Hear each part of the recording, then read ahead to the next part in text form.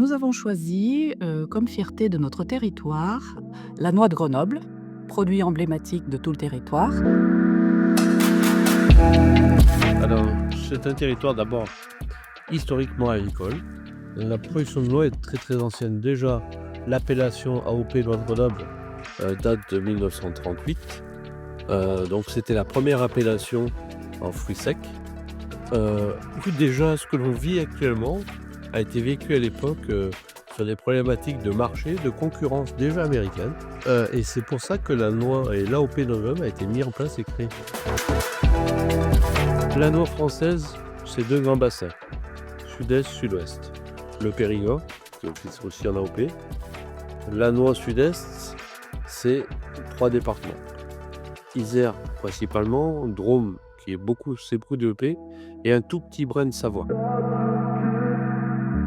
Durant ces 30 dernières années, il y a eu une évolution mécanique formidable. Je dirais sur du lavage beaucoup plus précis, avec des brosses qui viennent pour justement, on fait un lavage qui est parfait parce qu'on n'utilise pas ni produits ni dérivés. Donc la dernière eau de lavage est une eau pour vraiment potable. La commercialisation de la noix, je dirais c'est 4-5 metteurs en marché privés.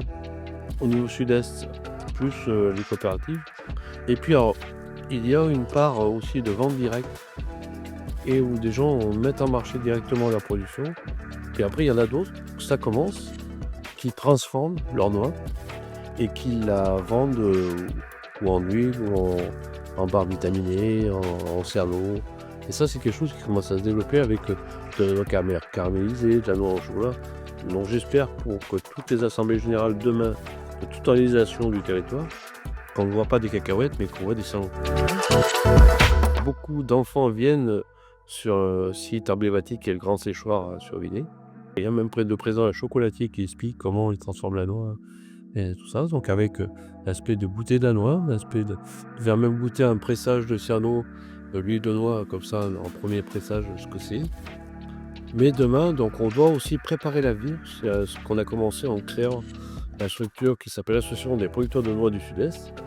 Continuer aussi à aller voir le consommateur, lui expliquer ce que c'est qu'une vraie noix et pour rebondir dans le plein de tout le monde, et notamment du consommateur.